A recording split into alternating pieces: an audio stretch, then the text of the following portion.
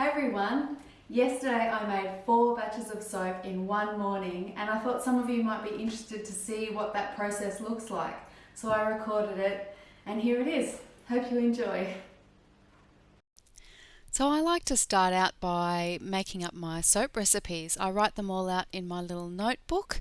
As you can see, I'm making a rose geranium batch, a lavender batch. I'm also making a lemon myrtle soap with the same recipe as the lavender, and also some Castile soap. You can pause these and have a look if you like, but don't worry about writing everything down because all of the details are in the description box of the video. The whole recipes, everything is all there for you.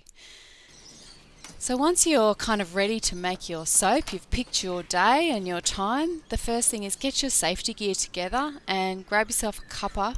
Cup of coffee is always good.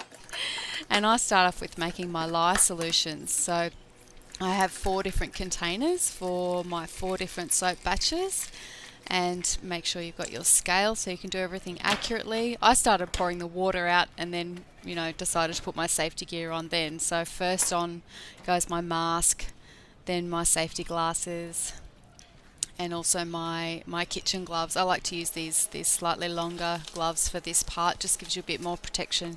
You could wear a long sleeve shirt as well. So for each of these lye solutions, I just weigh out the water first, then weigh the sodium hydroxide separately in another container. Make sure you really concentrate when you're doing this and don't have any distractions. Double check everything. It's really important that you do this safely and accurately.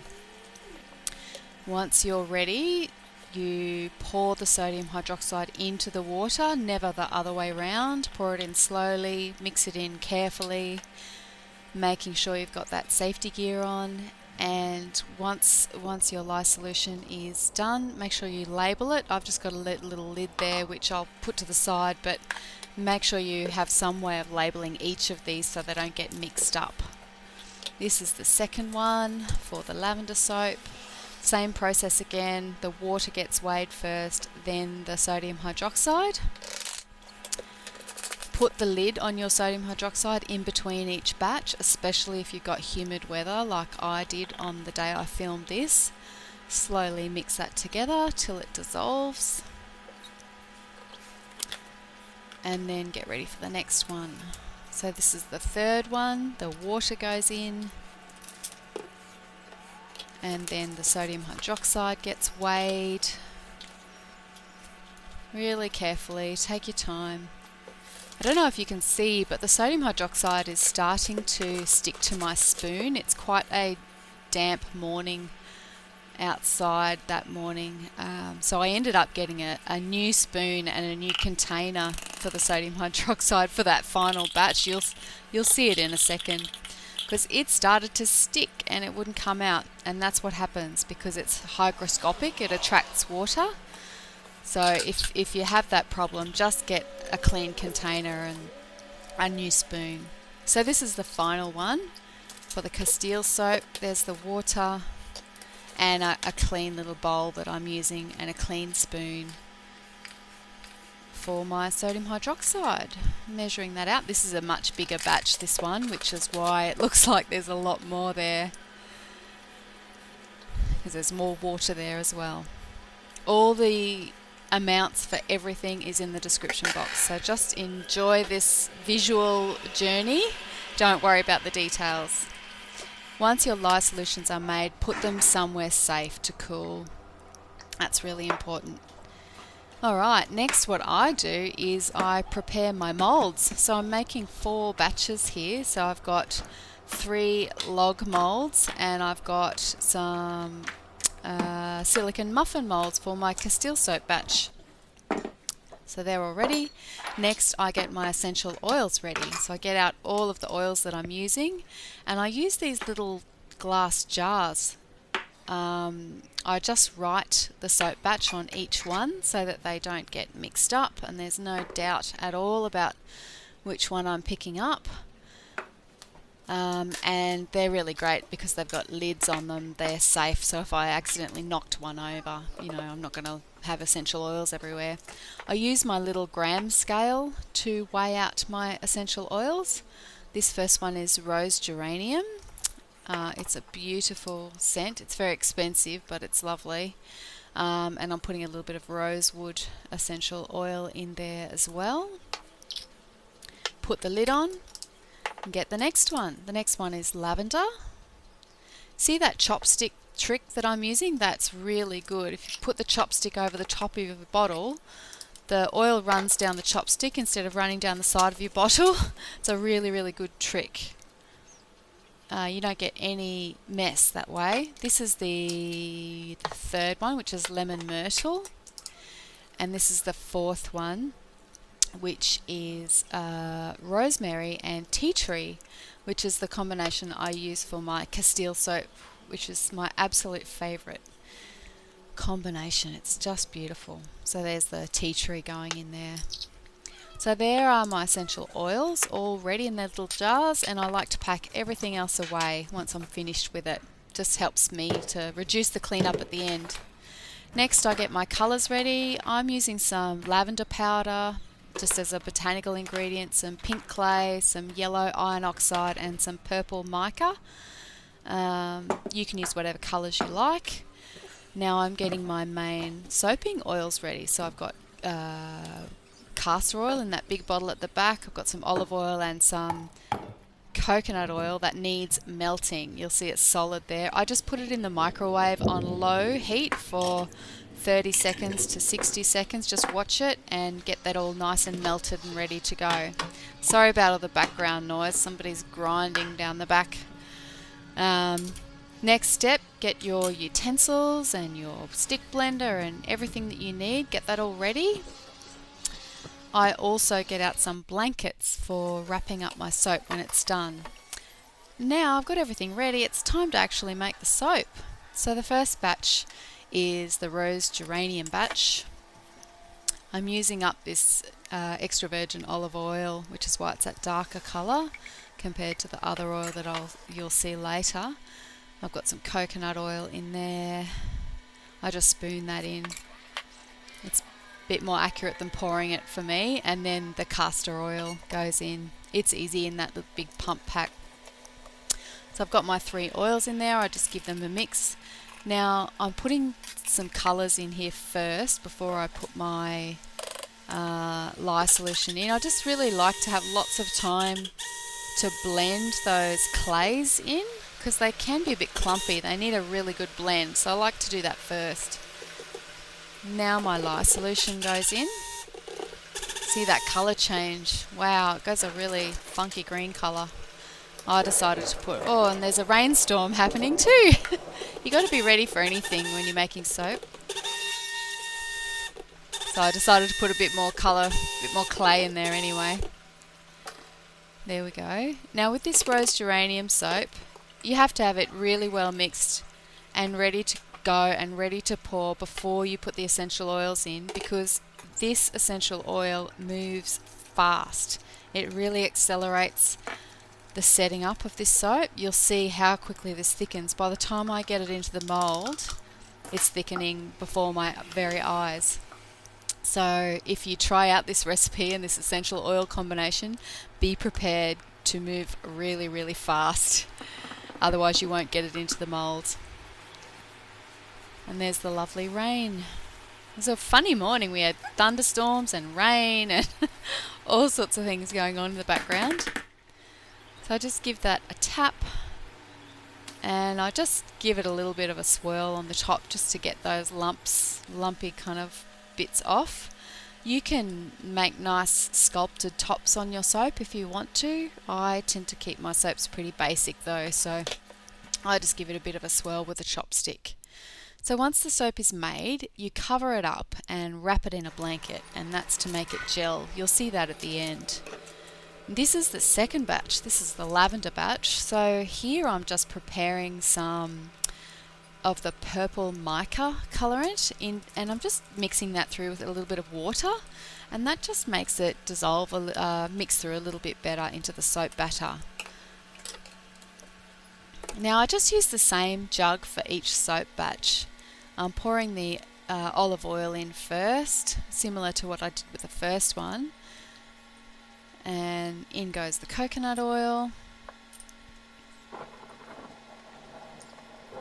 There's the thunder. And in with the castor oil. Now this is a key point. See how I'm scraping down the sides? So I'm not cleaning this jug in between batches. All I do is there's a tiny little bit of soap batter left from the last batch. I just scrape it all into the new batch. Scrape everything off completely, and that way it makes sure any little lumps from the last batch, they just get blended in, so you don't get any, you don't notice it at all. So that's a really good trick. In goes the lavender powder, the white clay, a little bit of pink clay. I give that a bit of a blend before I put my lye solution in. I don't know why I didn't put the mica in then as well too. I probably forgot about it temporarily. There goes the lye solution, and in goes the mica. I could have put a bit more purple mica in this soap. Could have been a bit more purple, but you know, that's alright. It's only for my personal use. So there you go. There's the lavender soap, almost ready to go. Last thing in is the essential oil, just a pure French lavender essential oil. And it's ready to pour. You'll notice that these soap batches fit these molds perfectly. That's because I use a formula that I've shared recently in a video about soap mold size calculations and how to make your recipes fit. I'll put a link to that one below too. It's a really handy trick. You can make your soap batches to fit any mold you like once you know how to do that. I let this one sit for a few minutes because it was really runny, but after a few minutes it firmed up a bit, enough for me to be able to lift it. Oh, I did have a little interlude here to fold my sourdough bread. And I guess the point here is that, you know, you might have other things you need to stop and do in between batches, and that's quite okay too. Batch number 3. This is the lemon myrtle soap. I'm using up the last of that darker coloured olive oil for this batch, mixed in with some of the lighter, more refined olive oil as well. We're lucky we can get this refined olive oil in the supermarkets. I know not everybody can. Just use whatever olive oil you can get. In goes the coconut oil.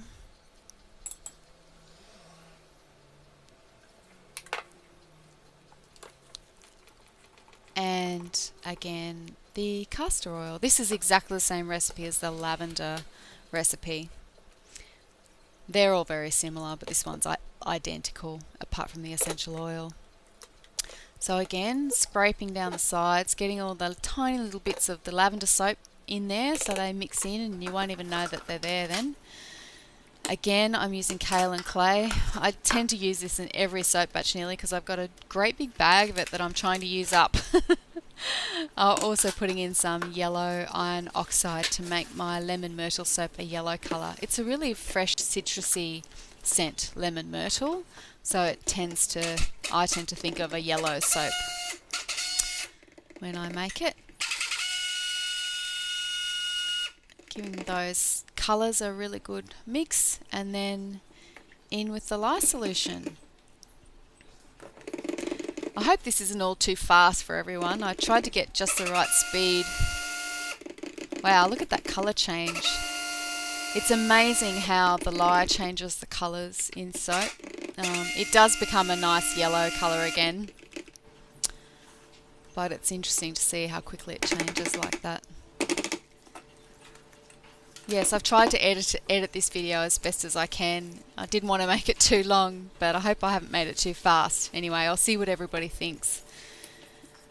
And this one's going into the same size mould as the lavender. So that was the lemon myrtle essential oil going in.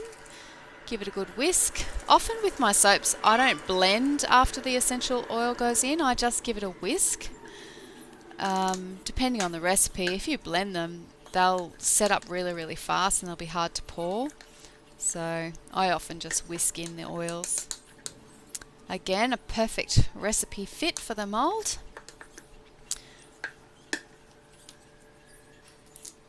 And that one's done. And here we go, the final batch. This is my Rosemary and Tea Tree Castile soap. This one is made with just olive oil and a little bit of castor oil as well. So it's not a true Castile soap. It does have 8% castor oil, but it's pretty close. I'm using this refined olive oil for this recipe because it makes a lovely white soap. And I realised that my plastic jug is way too small for this recipe, so just to be on the safe side, I'm going to change it to a bigger bucket. I've just poured everything in there, and I proceed with the recipe with a big bucket and getting all that castor oil in there.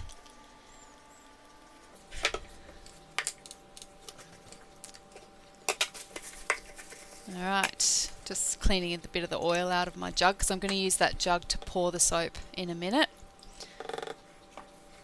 In goes the lye solution. Give it a stir.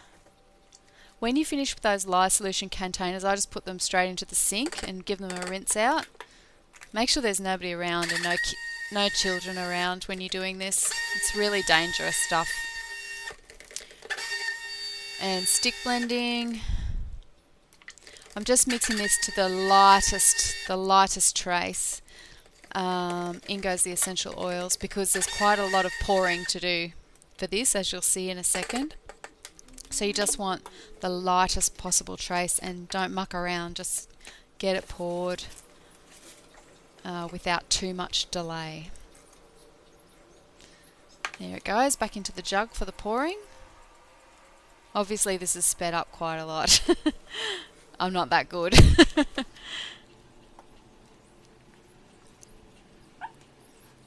Oops, I sounded like a little puppy then.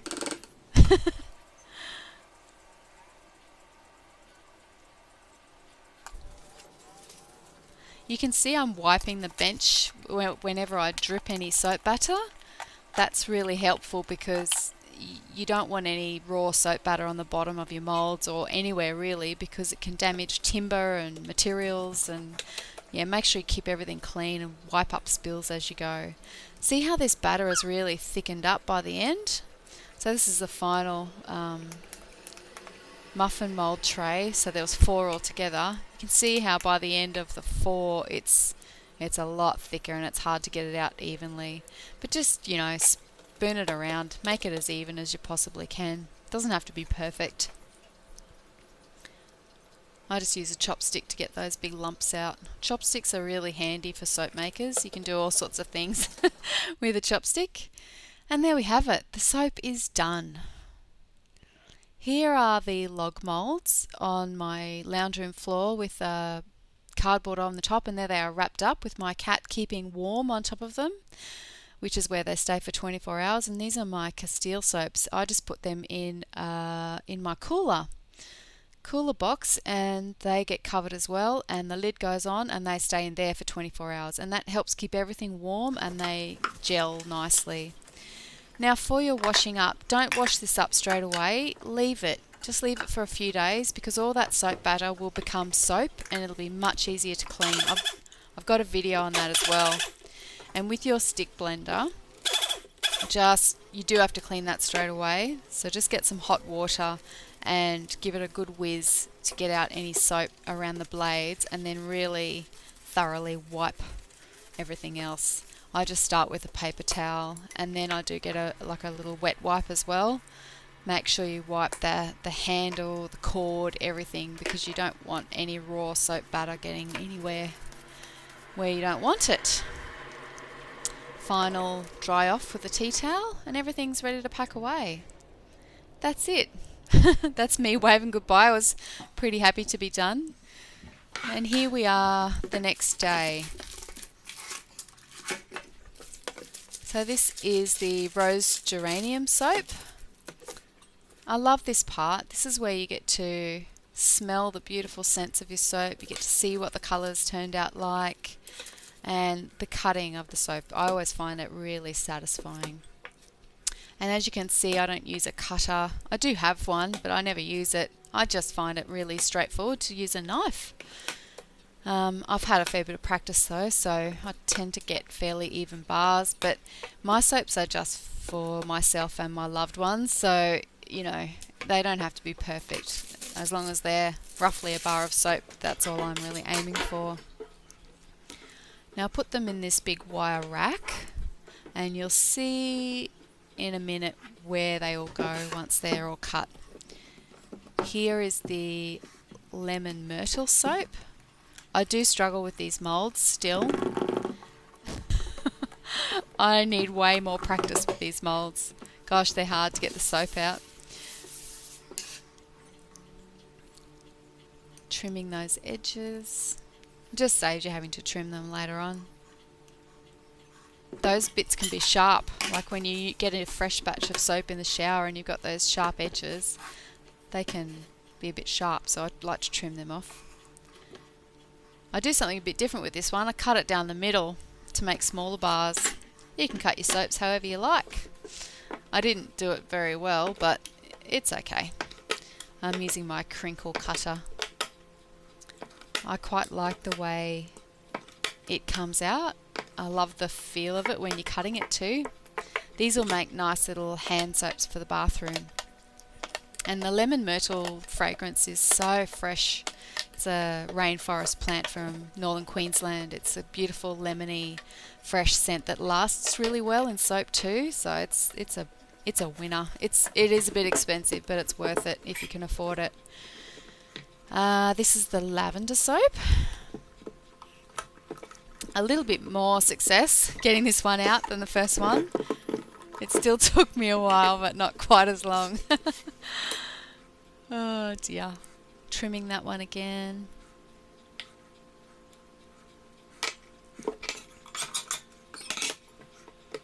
And I just cut this one into regular, nice big size bars. I love this as just a general shower soap, especially in winter. I find the lavender fragrance, if you like lavender that is, I happen to like it. I find it very relaxing, especially after a day's work and you come home, nice hot shower on a cool day. Bliss. So there we go, that's the first 3 batches of soap all cut up, ready for their curing. So these soaps I'll cure for probably at least 6 weeks before I use them. And here's the final batch. This is the Castile. I'll just pop all of these out of the molds, which is really easy to do. These molds are so easy. There's no preparation really and very little washing up. Yeah, so all of my soaps will cure for at least 6 weeks before I start to use them. And I'll show you in a minute where I put them. I start off with putting them in the laundry, but then after a couple of weeks I bring them up inside the house and I put them in a cupboard. I'm going to do a video soon on soap storage, like how I store my soaps and some tips. So that's it, they're done. They're just beautiful. So as I said, I do store my soap in the laundry for the first week or 2. This is my big rack thing that I've got set up. It's one of those wardrobe inserts. And then a couple of days later, your buckets, everything will have turned to soap on your utensils and in your buckets. So just fill them up with hot water, let them soak for half an hour or so, and just rinse them off. And it'll be really easy to clean up and you won't have any raw soap batter to deal with. I do have a video about this too, so I'll link that below as well. And there's the final cleanup. You're all done. I hope you all enjoyed that. Thanks for watching, everyone. Please make sure you check out the description box. All of the info that you need is there. Thank you. Bye.